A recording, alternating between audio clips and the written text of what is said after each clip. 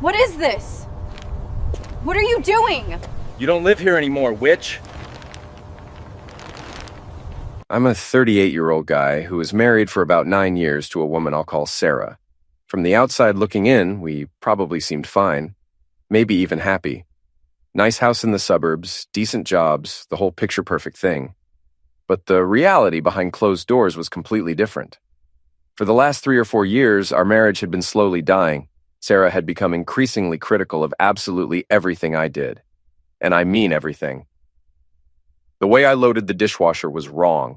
My cooking always had too much salt or not enough seasoning. I breathed too loud when I slept. I parked the car wrong in our own driveway. I folded laundry incorrectly. Every single day was a new criticism, a new way I wasn't measuring up. Here's the kicker, though. I paid for everything. The mortgage, utilities, both car payments, groceries, insurance, all of it. Sarah had a full-time job doing freelance consulting, or marketing, or whatever. But she never contributed a dime to household expenses. She'd spend her money on designer bags and expensive clothes, and weekend trips with her friends, while I covered all the actual responsibilities. And still, somehow, I was the problem. I'd cook dinner after working a full day, and she'd scroll through Instagram while eating, then tell me the chicken was overcooked. I'd clean the entire house on Saturday, and she'd walk through pointing out everything I missed. I bought her a MacBook for her work, which cost me nearly $2,000, and she complained it was the wrong color. It was exhausting trying to be enough for someone who would never think I was enough, but I kept trying because that's what you do in a marriage, right? You work on it, you give it another chance, you believe tomorrow will be better. Except tomorrow never came. The criticisms kept coming. The cold shoulders lasted longer, the arguments got more frequent. I'd apologize for things I didn't even do just to keep the peace. Anyway, my buddy Mike throws this annual summer cookout at his place every year. Great guy, been friends since college, has a nice backyard set up with a grill that probably cost more than my first car. This particular Saturday was absolutely perfect weather. Warm sun, clear sky, cold drinks flowing, smell of burgers and hot dogs on the grill. I was standing by the fence with a cold beer, talking with some guys about football and complaining about work in that casual way guys do. For the first time in weeks, maybe months, I actually felt relaxed. I wasn't thinking about what mood Sarah would be in when I got home. I wasn't worrying about what I might have done wrong that day. I was just existing and enjoying a beer. Then I saw her car pull up outside. Sarah got out wearing this sundress that probably cost more than my monthly car payment, and sunglasses that cost more than my weekly groceries. But it was her expression that told me everything. She had that look, the one I'd learned to recognize over the years, the I'm about to make a scene face. I watched her walk through the yard, past the kids running around with juice boxes, past the other couples chatting and laughing, straight toward me with purpose. I genuinely thought maybe she needed the car keys or wanted to grab a drink or something normal. Instead, she walked right up to me, and before I could even say hello, she started screaming, "Stop acting like you own me!" She yelled it so loud that I swear people 3 houses down the street probably heard. The entire backyard went completely silent. Mike literally froze with his spatula hanging in midair over the grill. His golden retriever Bailey stopped barking mid-bark and just stared. Every single conversation stopped. People turned to look at us. Someone turned down the music. I just stood there holding my beer, genuinely confused about what was happening. "Sarah, I'm literally just standing here holding a beer. I haven't even talked to you today." But she wasn't listening. She pointed her finger at me like she was cross-examining me in court. "You don't get a say in where I go or who I'm with. I'm done with you controlling me." I could see people pulling out their phones. Mike's wife, Kelly, had her hand over her mouth looking horrified. The guys I'd been talking to suddenly found their shoes incredibly interesting. And Sarah just kept going, getting louder and more dramatic with every sentence. "We're not even really married. This is just a stupid piece of paper. This whole thing is meaningless. I don't belong to you." That's when something inside me just clicked. Not in an angry, explosive way, but in a moment of absolute clarity. I'd spent nearly a decade walking on eggshells around this woman. Years apologizing for breathing wrong or existing in her field of vision. Years trying to be good enough when nothing was ever going to be enough for her. And here she was, humiliating me in front of everyone we knew, declaring our marriage meaningless for absolutely no reason except that she felt like it. So I made a decision right there in that moment.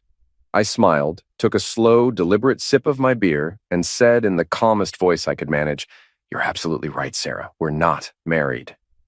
The silence that followed was something else entirely. You could hear the wind rustling the leaves. You could hear someone's ice cubes clinking in their glass. Sarah's mouth literally fell open. Her jaw dropped so far I almost heard it click. She'd been expecting me to argue, to defend myself, to beg her to calm down, to apologize for whatever imaginary offense I'd committed. Instead, I agreed with her. I raised my beer bottle slightly like I was making a toast and added, "To freedom," then took another long drink. For maybe 10 full seconds, absolutely nobody moved. People were frozen, like someone had hit pause on the whole scene. Then Sarah's face went through this rapid transformation from shocked to confused to furious. Her cheeks turned red, her hands balled into fists. She sputtered something about me being insane and impossible, turned on her heel, and stormed off toward her car. She got in, slammed the door hard enough that the sound echoed, and peeled out of Mike's driveway so fast she left actual tire marks on the pavement. I stayed. I finished my burger, had another beer, talked with Mike and some of the other guys. Everyone kept asking if I was okay, if I needed anything, if I wanted to talk about it. I told them honestly that I felt fine. Better than fine, actually. Several people came up to pat me on the shoulder or give me these knowing looks like they completely understood what I'd just done. When I finally left a couple hours later, Mike walked me to my truck. "You sure you're good, man?" he asked quietly. "Never better," I told him. And I meant it. That night, my phone started blowing up with texts from Sarah. I'm talking 30, maybe 40 messages in the span of 3 hours, all in caps lock, all variations of "how dare you embarrass me like that, and you think you're so funny, and we need to talk right now." I read the first few, then just muted my phone completely and went to bed. I slept better that night than I had in months, maybe years. The next morning, Sarah announced via text that she was going to stay with her sister for the weekend to clear her head and figure things out. I replied with a simple "okay" and nothing else. She was probably expecting me to beg her not to go or to apologize or to promise we'd work things out. Instead, I saw it as an opportunity. That weekend gave me time to think clearly for the first time in years. And more importantly, it gave me time to take action. Monday morning at exactly 8 o'clock, a white van pulled up outside my house. Painted on the side in bold red letters was Miller's Lock and Key. The driver who got out was a guy named Rick, probably in his mid-50s, with a beard and wearing a flannel shirt that had clearly seen some things. He had that look of a man who had witnessed plenty of domestic drama in his line of work. He walked up and gave me this knowing nod. "Morning. You the one who called about a lock change?" "That's me," I said, stepping aside to let him in. I'd already poured 2 cups of coffee, so I handed him one. He took it, looked around the house, and said, "Wife problems?" "Ex-wife problems," I corrected. Rick grinned and took a sip. "Smart man. You'd be shocked how many guys wait until it's way too late. Most guys call me in a panic, whispering so their wives don't hear." He started pulling tools out of his bag. "One time I had a guy call me from his car in the driveway. His wife was inside baking muffins after he found out she cheated. He wanted the locks changed before the muffins finished cooling." "Please tell me you did it," I said. "Of course. Those blueberry muffins didn't stand a chance." We both laughed. It was that kind of laugh men share when they realize heartbreak and relationship disasters are universal experiences, like bad weather and traffic jams. Rick got to work and I watched him. Every click and clack of his tools sounded like a small victory. The front door lock popped out and a new one went in. The back door got the same treatment.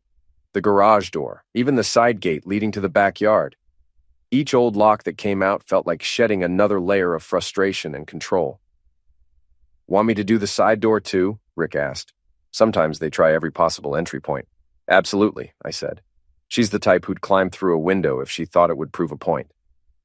Rick snorted. "I've seen it happen. Better safe than sorry."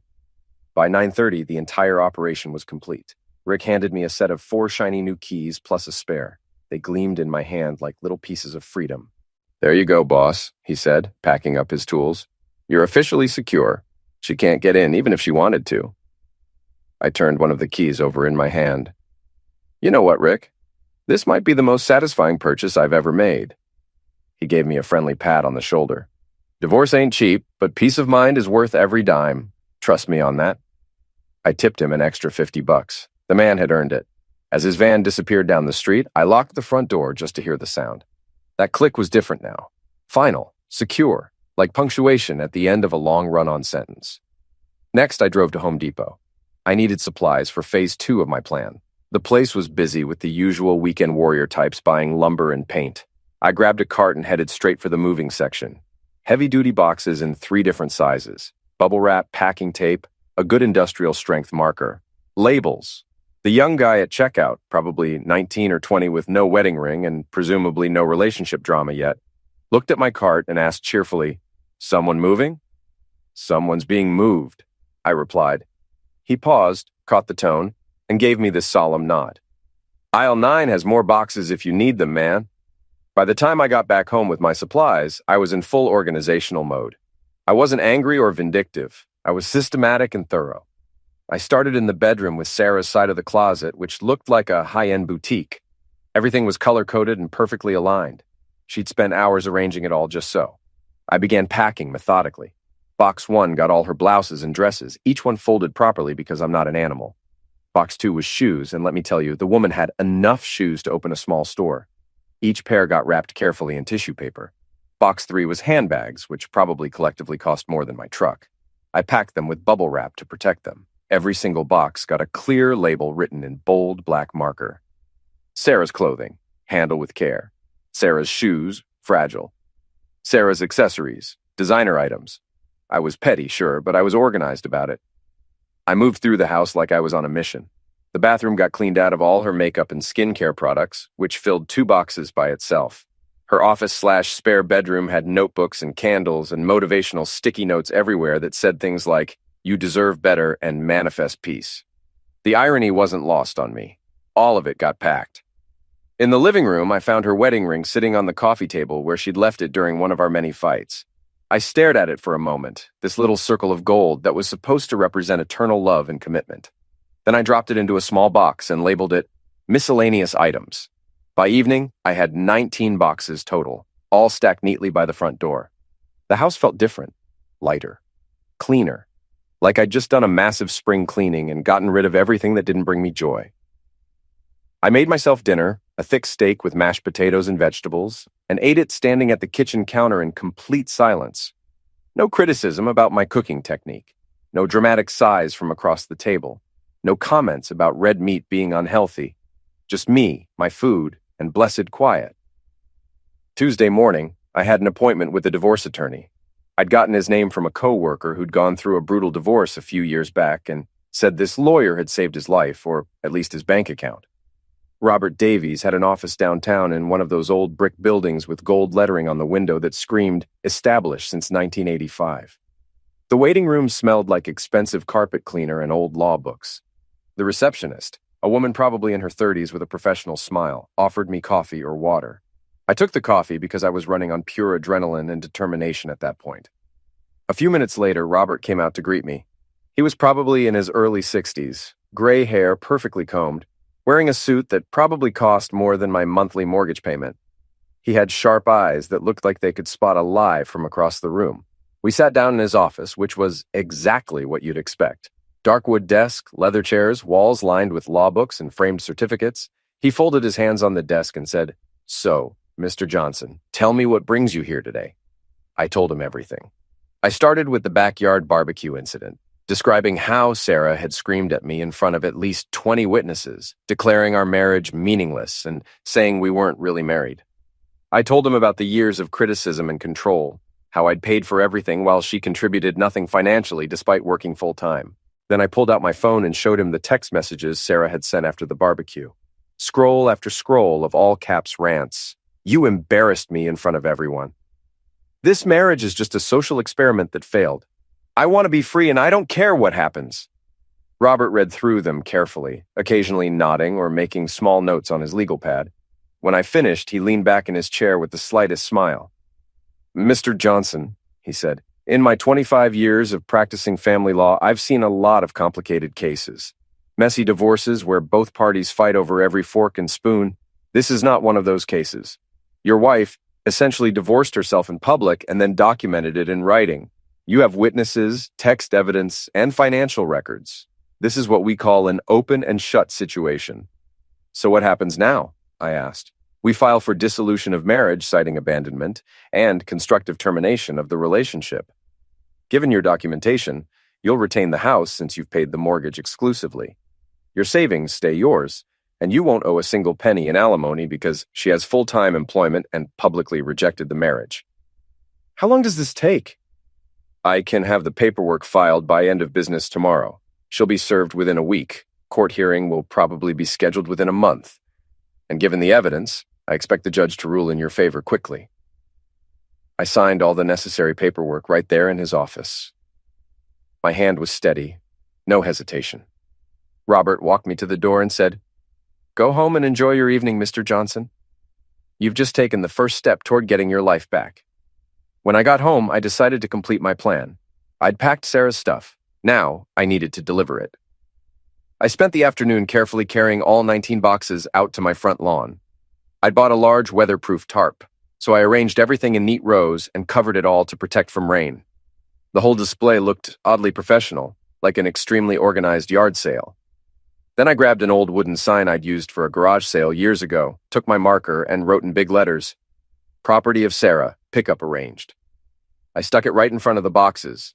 My neighbor Carol, who's probably 70 and has lived on this street since before I was born, came outside almost immediately. She actually had a bowl of popcorn with her. She sat down on her porch rocker and called out, "Well, this is better than my afternoon soaps." "Just doing some house cleaning, Carol," I called back. "I never liked how that woman talked to you, dear," she said matter-of-factly. "I always thought you were too good for her. You're better off." Within an hour, every neighbor within a 3-house radius had found some excuse to come outside. The guy directly across the street suddenly needed to check his sprinkler system. The couple next door went for a walk that somehow looped past my house at least 4 times. The family at the corner brought their dog out for an unusually long bathroom break. Fresh drama spreads through suburbia faster than a wildfire. I sat on my porch with a cold beer watching the show. People were trying to be subtle about looking, but they weren't very good at it. I didn't care. Let them look. Then, because I'm apparently petty when properly motivated, and because I figured Sarah would find out anyway, I pulled out my phone and took a photo of the neatly arranged boxes on my lawn. I opened Facebook and posted it with a simple caption, "Freedom delivery complete. Some assembly required." I hit post and set my phone down. Didn't expect much reaction. Maybe a few likes from close friends who knew we were having problems. I was wrong. Within 15 minutes, I had 20 likes. Within an hour, 50 likes and a dozen comments. My buddy Mike commented, "You absolute legend." His wife Kelly wrote, "OMG, I can't believe you actually did this." People I hadn't talked to since high school were commenting things like king behavior and respect. Someone from our neighborhood Facebook group, which I barely paid attention to, reposted my photo with the title, "The Most Organized Divorce in Suburban History." The comments on that post were even better. People were debating whether I'd gone too far or not far enough. Someone praised my labeling system. Someone else said their husband could learn from my packing skills. My phone started ringing. Friends, coworkers, even some extended family members calling to ask what was happening.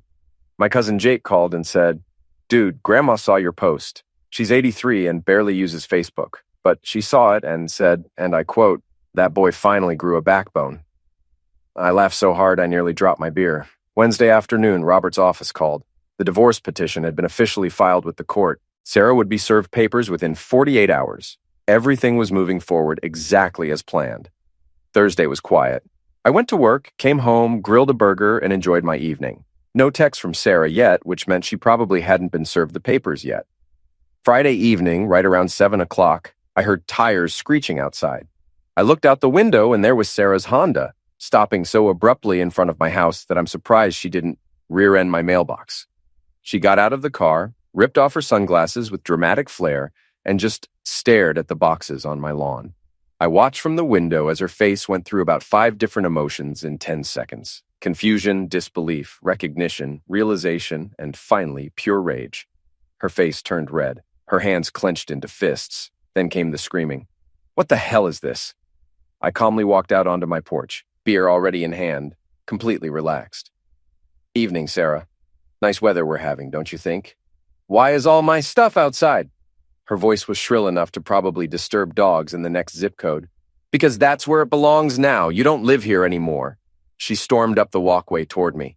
You changed the locks. You can't do that. Why would your keys work? You don't live here, I repeated calmly, taking a sip of my beer. Ethan, you can't be serious. You had no right to do any of this. Before I could respond, Carol's voice called out from across the street. Bless that woman's nosy soul. Oh, sweetie, your ex-husband said you wanted to be single. Isn't that what you declared at the barbecue in front of everyone? Sarah's face went from red to purple.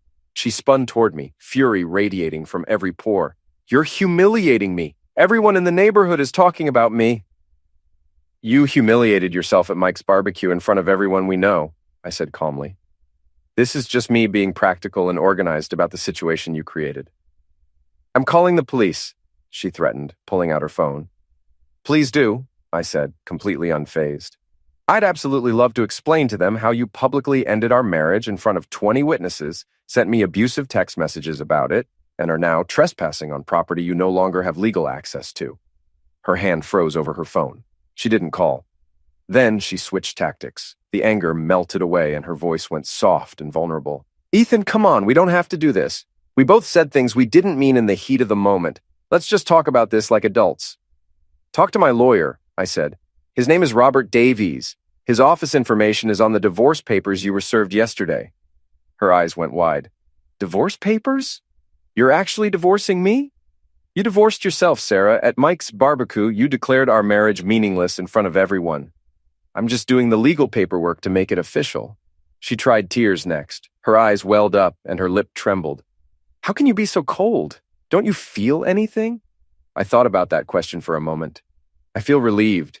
For the first time in years, I feel like I can actually breathe in my own house. That's what I feel. She stood there for another minute, trying different approaches. Anger, sadness, guilt, tripping, bargaining. None of it worked. Finally, she grabbed one box, threw it in her car, and drove off in another display of aggressive driving. The next day, her sister showed up with a U-Haul truck and a couple of friends. They loaded all the boxes without saying a single word to me. I watched from my porch, waved politely, and went back to my Saturday. 2 weeks passed. Life felt strange in a good way. The house was quiet, but not tense. I cooked what I wanted, watched what I wanted, existed without constantly monitoring someone else's mood. Work was easier because I wasn't dreading going home. I slept better than I had in years. Then Robert called.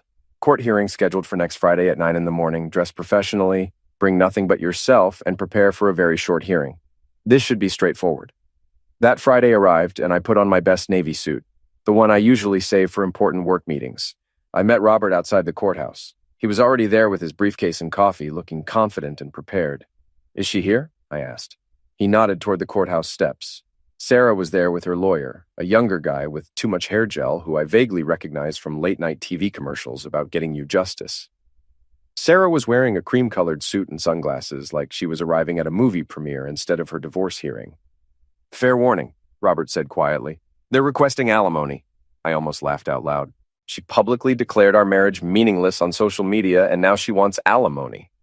Exactly, Robert said with a slight smile. This is going to be fun to watch. Inside the courtroom, we sat at opposite tables. Sarah wouldn't look at me. The judge, a woman probably in her late 50s with reading glasses and a severely no-nonsense expression, called the hearing to order. Let's make this efficient, people, the judge said, looking down at her papers. Mr. Johnson, you're filing for dissolution of marriage, citing abandonment and public repudiation of the marital relationship? Robert stood up. Yes, Your Honor. We have multiple witnesses to a public incident where Mrs. Johnson explicitly stated she did not consider herself married to my client. We also have documented evidence including social media posts and text messages supporting this claim. He slid a folder across to the judge, who opened it and started reading. Sarah's lawyer cleared his throat and stood up. Your Honor, my client may have used some heated language during a private disagreement, but heated language at a public barbecue with 20 witnesses, Robert interrupted smoothly. If I may, Your Honor, Exhibit A is Mrs. Johnson's Facebook post, made 3 days after the incident, stating, and I quote, "Marriage is just a social experiment that failed." This was posted publicly and received 56 likes and 23 laughing emoji reactions. The judge looked up sharply. She posted this where other people could see it? Yes, ma'am. Public Facebook post visible to her entire friends list and beyond due to shares. A couple of people in the courtroom gallery actually chuckled. Even the bailiff was smirking. Sarah's lawyer looked increasingly flustered. Your Honor, those were emotional statements made during a period of distress, not legal declarations of intent. Robert flipped another page in his folder. Then perhaps Exhibit B will clarify intent, Your Honor? Text messages from Mrs. Johnson to my client, sent over a 3-day period following the incident. Key quotes include, "We are done. I want to be free. I don't care what happens next." And my personal favorite, "This whole marriage thing was a mistake from the start." The judge adjusted her glasses and looked directly at Sarah. "Mrs. Johnson, you wrote these things?" Sarah's lawyer answered for her. "Your Honor, my client was upset." "I'm asking Mrs. Johnson," the judge said firmly. Sarah shifted in her seat. "I was angry. People say things when they're angry." "And then post them on social media?" the judge asked. "And send them in text messages over multiple days?" She turned back to the papers. "Mr. Jacobs, you're requesting alimony for your client." Hair gel guy cleared his throat. "Yes, Your Honor. Mrs. Johnson reduced her career opportunities to support the marriage." "Actually, Your Honor," Robert interjected smoothly, "Mrs. Johnson's employment records, which we've included in the filing, show she's been employed full-time for the past 3 consecutive years at Redline Marketing, earning approximately $65,000 annually. Meanwhile, my client has been solely responsible for the mortgage, all utilities, both vehicle payments, home insurance, property taxes, and all household expenses. We have bank statements documenting this pattern for the past 5 years." The judge flipped through more papers, then looked up at Sarah with an expression that was definitely not sympathetic.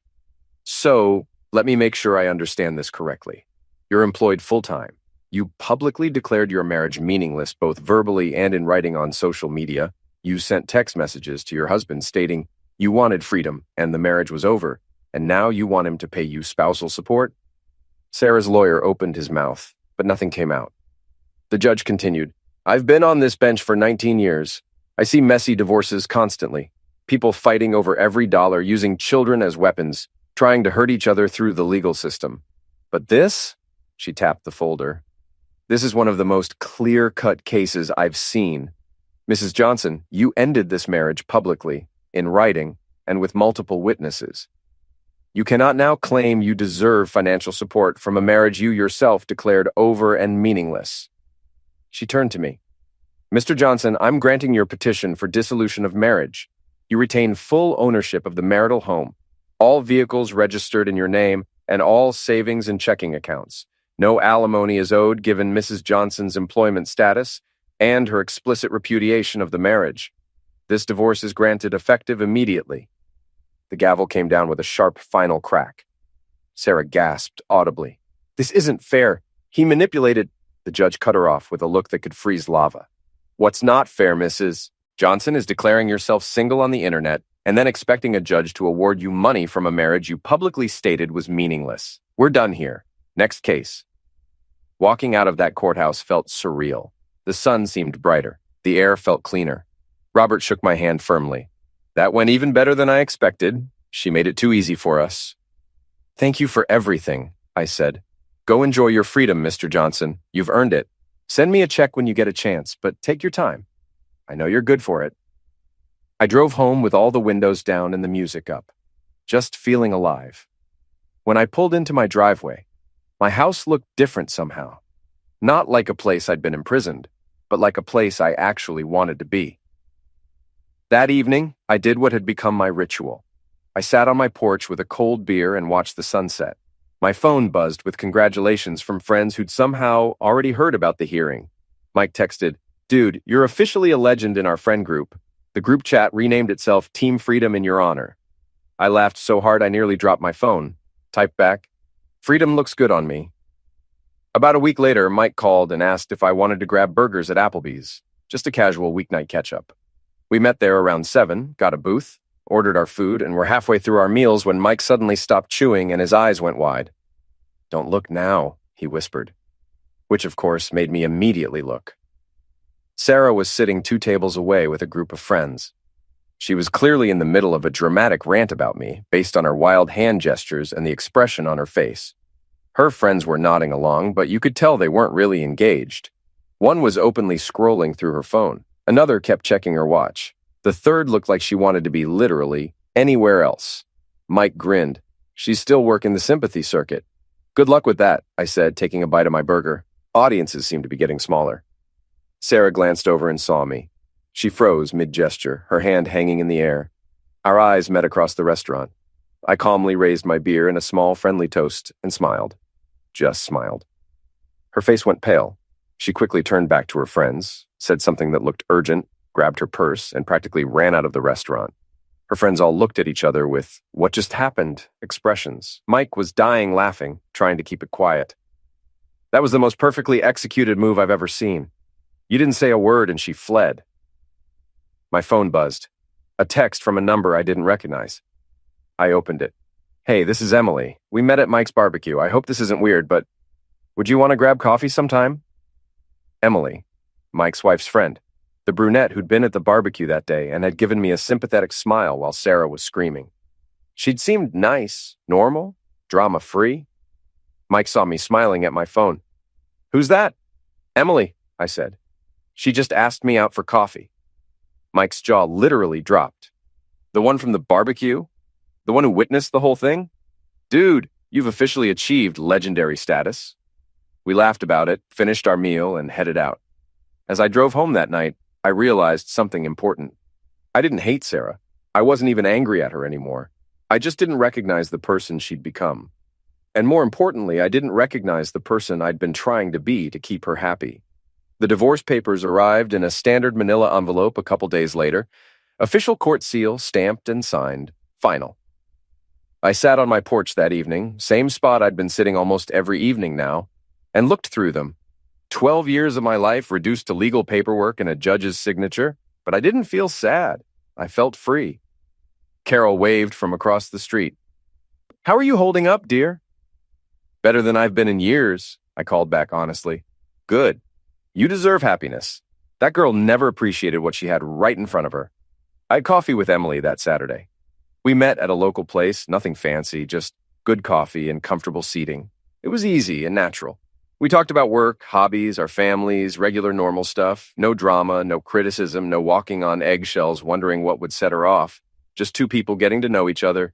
We laughed at the same jokes. We had similar taste in movies. She didn't pull out her phone once during our conversation. We've been on several dates since then, and it's been genuinely nice. I'm not saying it's some fairy tale romance. It's just normal and healthy and drama-free, which feels revolutionary after what I'd been through. People ask me if I'd do anything differently, and honestly, no. I spent years trying to save something that one person can't save alone. Marriage takes two people working together, and when one person checks out, there's nothing the other person can do. Sarah wanted out, but didn't want to be the one to pull the trigger and look like the bad guy. So she pushed and prodded and criticized until I finally had enough. In the end, she got exactly what she wanted. We both did. The final piece came about a month after the divorce was finalized. Sarah had started accidentally running into me at places I regularly went. The gym at the exact time I always worked out. The grocery store I always shopped at. The coffee shop near my office. It was getting weird and borderline stalking behavior. I went back to Robert and we filed for a no-contact order. The judge granted it immediately given the pattern of behavior. That put a stop to it. Haven't seen or heard from her since. Now I'm just living my life on my own terms. I work, hang out with friends, date Emily, and enjoy the simple pleasure of coming home to a house that feels like mine. No arguments waiting for me when I walk in the door. No criticism about how I made dinner or parked the car. Just peace and quiet. Last weekend I was doing my usual evening routine, sitting on the porch at sunset with a beer, when I realized something. I couldn't remember the last time I'd felt this deeply content. Not happy in a jumping up and down excited way, but content. Satisfied with where my life was and where it was headed. I raised my beer toward the empty driveway and said quietly to myself, "To freedom." Carol must have heard me because she called out from her porch, "And to new beginnings, dear." "That too," I agreed, smiling. Sometimes you don't realize you're in prison until someone finally opens the door. And sometimes that someone is you. The whole neighborhood knows my story now. I'm the guy who stood his ground at a barbecue and came out the other side better for it. People joke that I handled my divorce better than most people handle their daily commute. But here's the real truth. I just stopped accepting unacceptable behavior. I stopped apologizing for existing. I stopped letting someone else's unhappiness become my responsibility to fix. And when Sarah finally said out loud what we'd both known for years, that we weren't really married in any way that mattered anymore, I simply agreed with her. The rest was just paperwork and logistics. These days I sleep through the night without anxiety dreams. I laugh at movies without being told I'm immature. I make plans without checking someone else's mood first. I cook dinner the way I like it. I exist without performing or pretending or walking on eggshells. I'm just living, and it turns out that's enough. More than enough. So yeah, a backyard barbecue ended my 9-year marriage. Sarah meant it as humiliation. It turned into liberation. And somehow, inexplicably, it became the best thing that ever happened to me. Life's funny like that sometimes.